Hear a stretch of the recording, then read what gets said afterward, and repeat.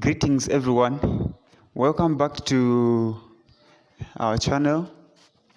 Today we are going to look at the introduction to biology. First of all, what is biology? What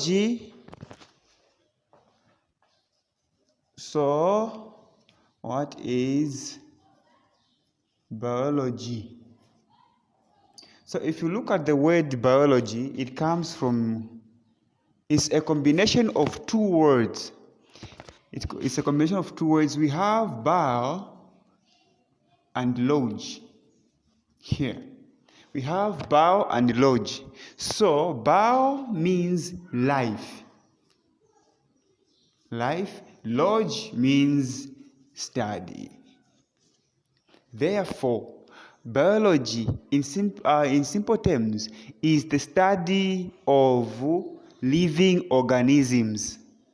The study of living organisms. That is biology. Now, biology as a whole is like a tree. And you know that a tree has branches. So, biology is like the stem or the tree which has branches. Now let's look at these branches of biology. We'll not look at all of them, we'll just look at some branches of biology. So, branches of biology. Number one, we can talk of zoology. Zoology is simply the study of animals. This is the study of animals.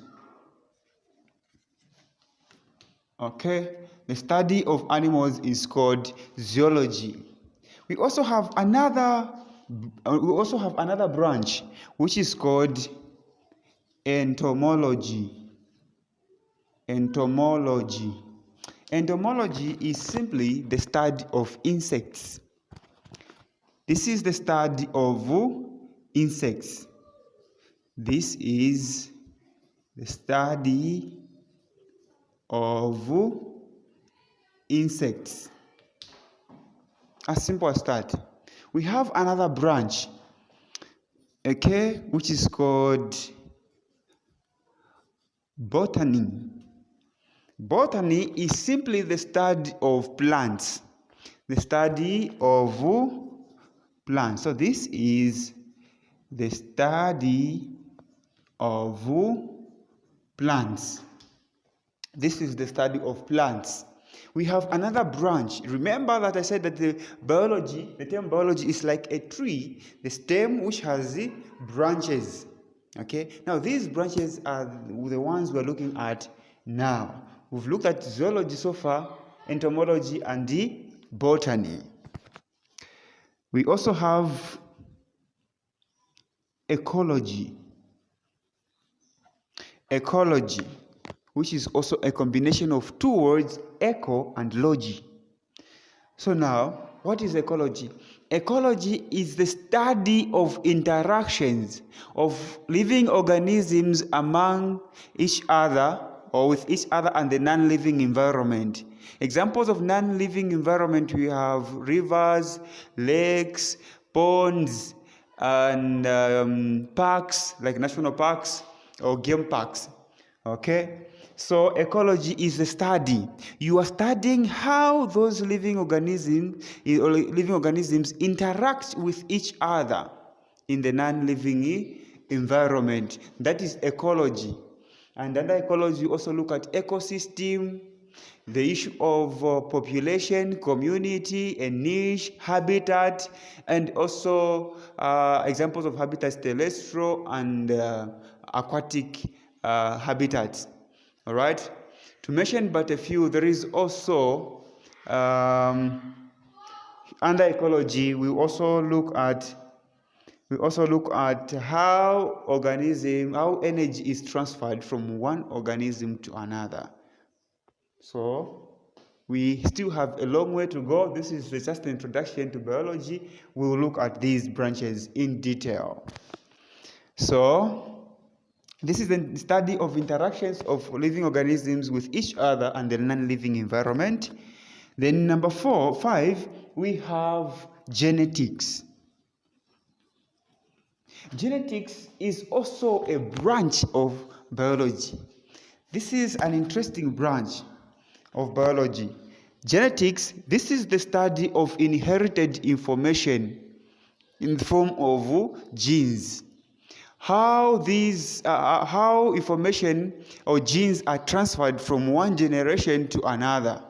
The expression, the transformation of these genes, and how other genes, for instance, even infections or conditions, inherited diseases such as hemophilia, sickle cell anemia, we have red, green color blindness, albinism, how those are transferred from one generation to another. That is the genetics. Okay. Number 6, let me just write it from here. 6. The 6th branch of biology, we can look at biochemistry. Biochemistry. Biochemistry, this is the study of processes that take place inside the living, inside the body of living organisms. Processes that take place inside for example, when you digest, when you eat something, there is digestion that takes place. There's physical digestion first, which takes place in the mouth by the use of teeth, which is just physical or mechanical digestion. Then there is what we call chemical digestion. This is the type of digestion where enzymes are used. Okay, enzymes and the other chemicals such as hydrochloric acid, in case of in the stomach, hydrochloric acid. So those processes, those are what we call, that is biochemistry. There's a chemistry taking place there. When you take medicine, what takes place? The reactions the reaction that take place inside the body, that's what we call biochemistry. We'll dig deeper into these branches of biology. Okay, for now, let's just end on biochemistry. All right, now, remember I said that biology is the study of living organisms. There is life here, living organisms and not dead organisms. Now, how can you know that this organism is living? How can you know? Come with me as we are looking at characteristic features or properties of living organisms. We'll write them from here. Write them from here. So let's write characteristic features or properties of living organisms.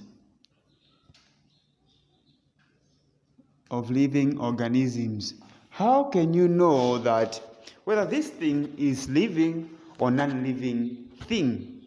Now, let's look at this. Number 1, there is what we call movement. Movement or locomotion. Movement and locomotion. There is a slight difference between movement and locomotion, and you need to know the difference. Now, movement, this is when one part of the body is changing location. Like what I'm doing here. This is the movement of this arm. I'm moving my arm like this. This is movement. Now, when I move from this point to this point, an entire body relocates. That is locomotion. Therefore, movement or locomotion takes place in animals such as human beings and even insects, they locomote because an entire body relocates or moves from one place to another, while movement only part of that organism rotates or changes position. All right, that is movement or locomotion. If it is moving, by the way, if it's moving, you can tell that, oh, maybe it's a living thing. If it's locomoting, or yes, locomoting, you can tell it's a living thing. But don't conclude that it's a living thing, because even wind can cause movement. Meanwhile, an organism is dead. Let's look at another property. There is what you call feeding or nutrition. Feeding or nutrition. So if an organism is feeding, just know that it's living. Nutrition refers to different methods by which living organisms obtain food. You have saprophytic nutrition, you have autotrophic nutrition and heterotrophic nutrition. Then under autotrophic can be divided into those that are phototrophic and heterotrophic. Those that need light for them to manufacture food, and those that need chemicals for them to manufacture food. Then on the other hand, where you have heterotrophic nutrition, heterotrophic nutrition is divided into three categories or three groups. You have saprophytic nutrition, you also have parasitic nutrition, and you also have holozoic nutrition. Anyway, we'll also dig deeper into these characteristics. All right, another feature that that tells us that an organism is living or dead or non-living, we have what is known as the respiration.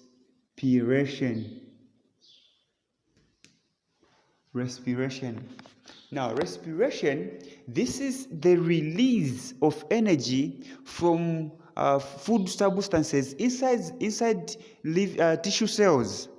Okay, inside tissue cells, the release of energy from food substances inside tissue cells. Now, there are two types of respiration. There is aerobic and anaerobic respiration. Aerobic and anaerobic respiration. And aerobic respiration, this is the release of energy from food substances inside tissue cells by using oxygen. So in aerobic respiration, there is the use of oxygen. Oxygen is used for energy to be released. Anaerobic, oxygen is not needed for energy to be released. It's under respiration that we also look at gaseous exchange in human beings, in fish, and the other living organisms. But mostly in human beings and in fish. And you know that in fish, gaseous exchange takes place in gills. Then in human beings, gaseous exchange takes place in lungs, okay, in ovuli or ovulus or air sacs, if you like. That is respiration. If it breathes, then just know that that is living. Until all these all the characteristics are right down are correct, or else it's dead. An organism is dead. So you have respiration. Number 4, reproduction. Reproduction. What is reproduction? Reproduction, as this word is also a combination of two words. We have re and production. So the word re, it means that this thing, it has already been produced. So production is the creation of utility. I've used a commerce definition.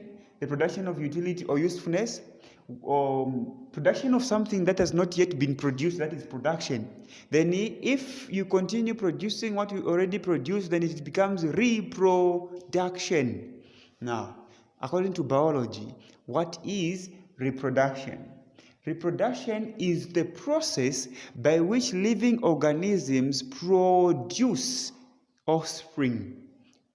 And these offspring are of the same kind. In fact, they are like to the parent organism. Now, reproduction also can be divided into two. You can have sexual reproduction and asexual reproduction. Sexual reproduction, this is where offspring are produced by fusion of gametes. Fusion of gametes, these are sexy cells, okay?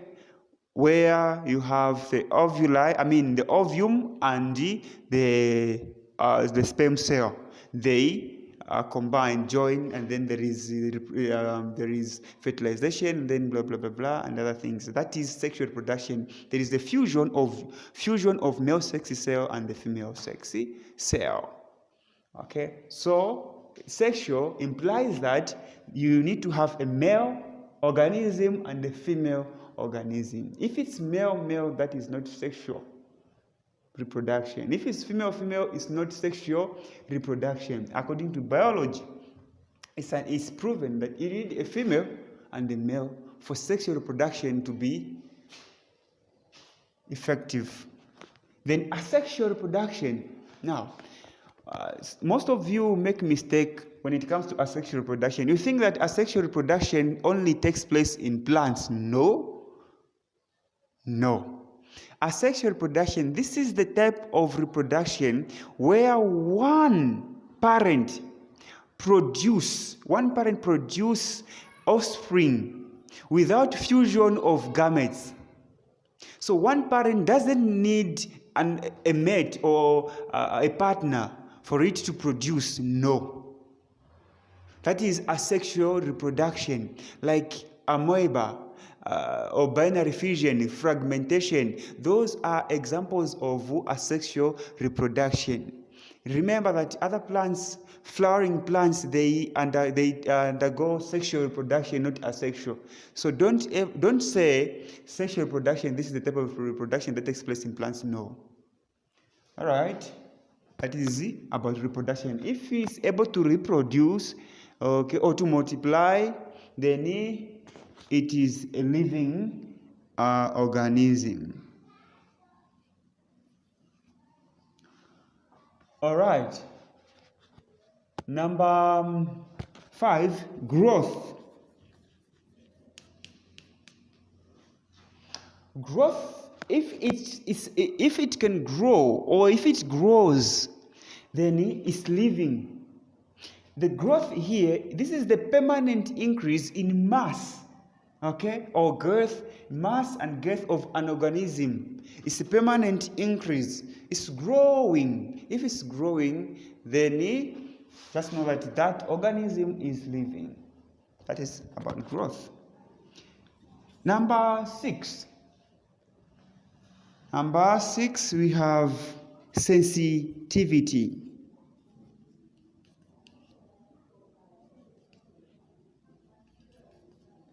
Okay, sensitivity or irritability.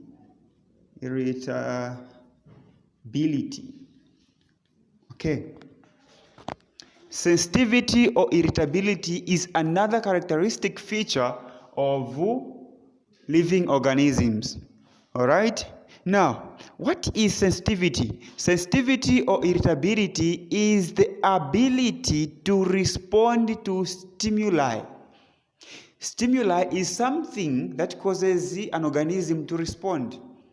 For example, if someone calls you, Jane or Moses, if you respond, then sound is a stimulus. Okay? Sound is a stimulus. Now, you, by virtue of responding, it means that you are living, you are not dead. So that is sensitivity. If someone touches you or pricks you with pain or anything, then you turn or respond, that shows that you are living. Okay, so we've looked at 6, and number 7, which will be the last one in this video, is excretion. Excretion. Excretion, this is the removal of toxic metabolic wastes from the body through excretory organs. Okay, the removal of toxic metabolic waste from the body through excretory what? Organs. Let me use an example of human beings. Human beings have excretory organs, or there is waste that is manufactured in the body. When we eat, when we drink, okay, when we eat something, or when you eat food, or when you drink water, there are chemical reactions. Remember biochemistry there? As one of the branches of biology, there are chemical processes that take place. Now, examples of excretory organs here, we have the lungs. Lungs are excretory organs of carbon dioxide. Carbon dioxide is toxic. It's not needed by the body, so it is excreted out. We also have the liver. The liver is an excretory organ of bile. Bile is not needed. I mean, bile is needed because there is a pigment, there is a part of bile that is needed, which is bile pigment, which is needed in the emulsification of fats. But that is the excretory product of the liver. And also the liver also is an excretory organ of urea.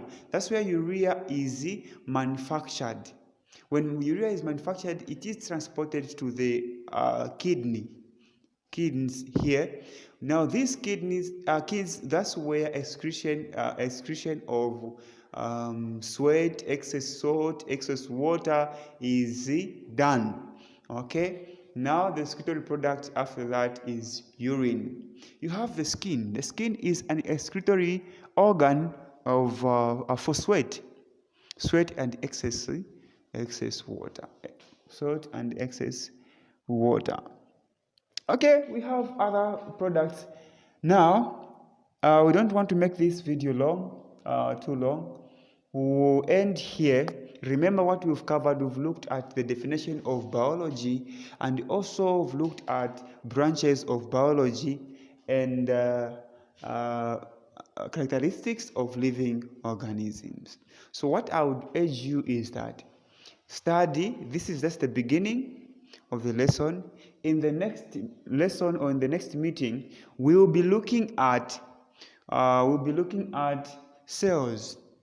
Under cells, in fact, before cells, we look at processes inside the body, cells like anabolism, catabolism, metabolism, those terms. And then from there, we'll look at cells.